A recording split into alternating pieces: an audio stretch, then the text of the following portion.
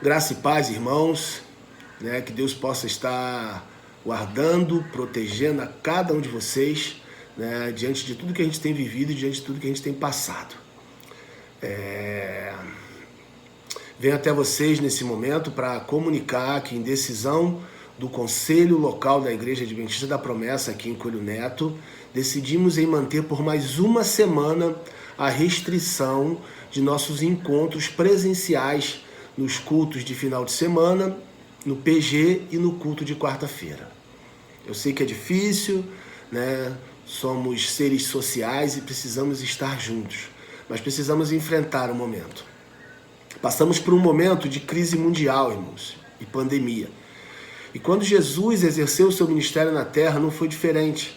Doenças como a lepra e crises assolavam a sociedade. Jesus, ele venceu a morte e o pecado, curando os enfermos e nos dando a salvação. Por ter consciência dessas coisas, a igreja tem um papel importante: ser luz em meio à escuridão. Não é momento da igreja se dispersar, mas se encorajar em Cristo e colocar em prática tudo o que tem recebido de Deus. É momento de ser forte e corajoso, como Josué, e se preparar para o mover de Deus nesses dias. Mais do que nunca, pessoas precisarão de uma palavra de fé e encorajamento. E a igreja deve estar presente nesses momentos, agindo aonde o poder público não pode alcançar, nos corações das pessoas. Cancelar o culto seria uma falta de fé? A igreja deve ser prudente e prezar pela integridade dos irmãos. Expor os irmãos, principalmente os mais vulneráveis, ao risco seria falta de amor ao próximo e uma irresponsabilidade. Todos nós, líderes, pastores, devemos conduzir as nossas ovelhas com zelo, pois cada um prestará contas a Deus segundo as suas responsabilidades. Já diz a palavra em Hebreus, capítulo 13, no versículo 17.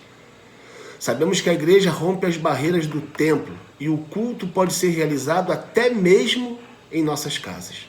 Apesar disso, a comunhão é um elemento vital para o corpo de Cristo.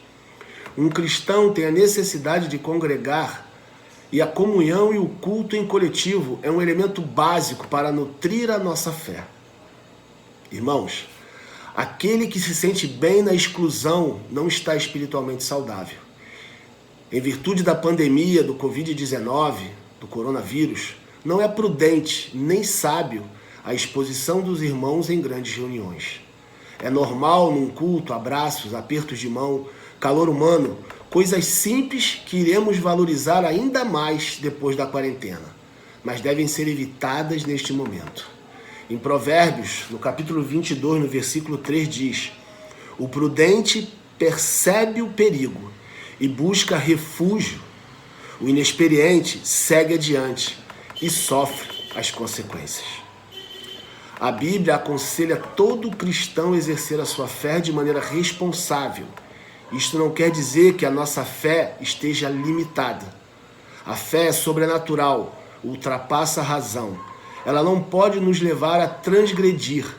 A fé não pode ser fundamentada na desobediência, pois a fé verdadeira espelha o reino de Deus. Saber se resguardar diante do perigo é um ato de sabedoria e maturidade espiritual.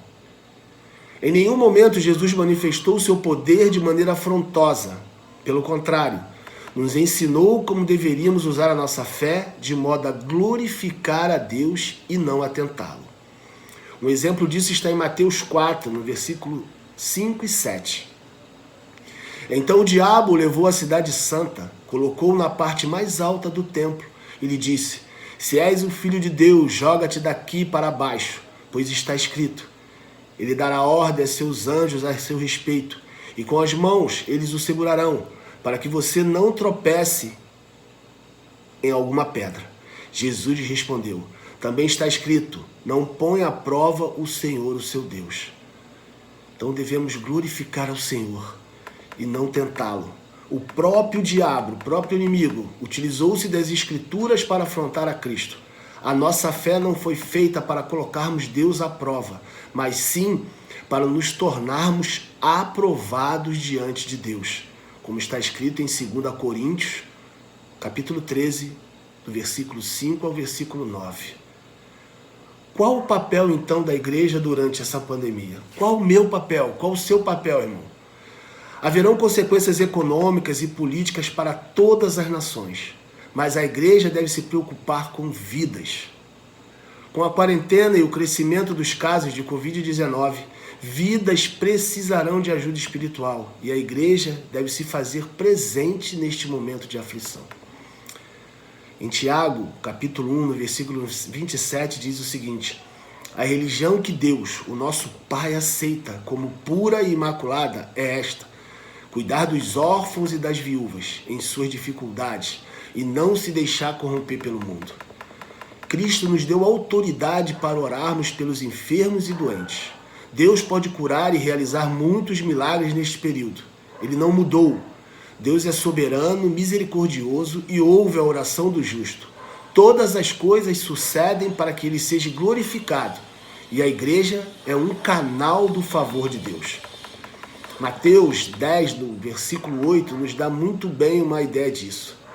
Curem os enfermos, ressuscitem os mortos, purifiquem os leprosos, expulsem os demônios. Vocês receberão de graça, deem também de graça.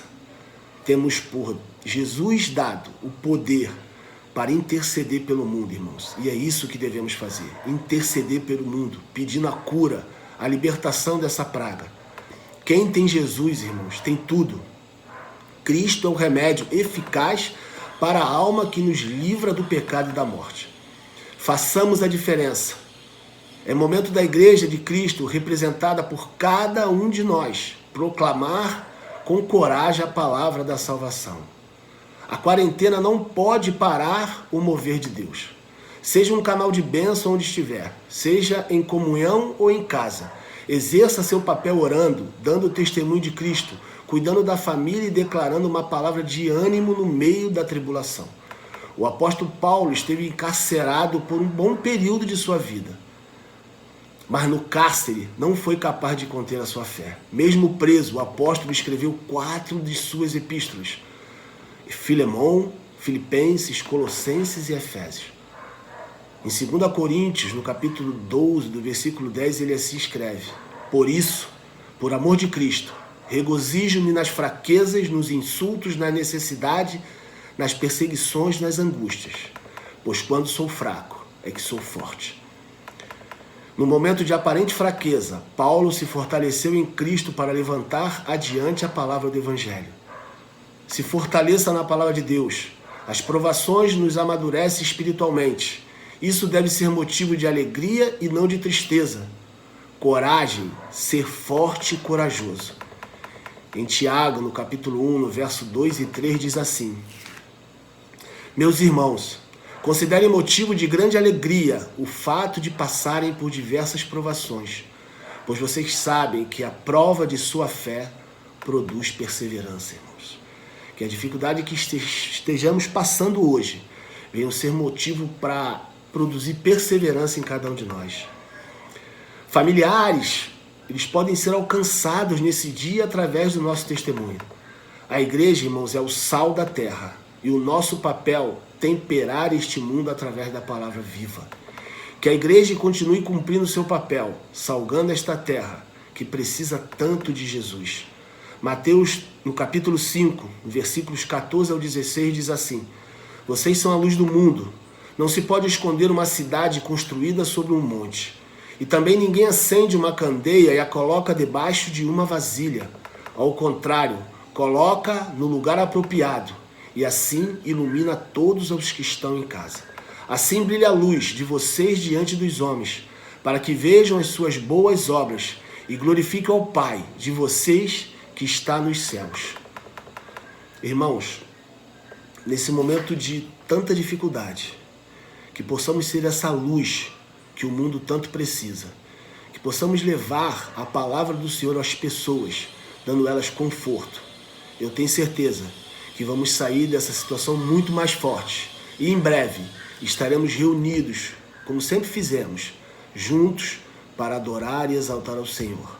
Mas nesse momento é um momento de prudência, de estarmos em casa e proteger aqueles que mais necessitam. Ficam com Deus, Que Deus os abençoe e os guarde, seja com vocês aonde quer que estarem.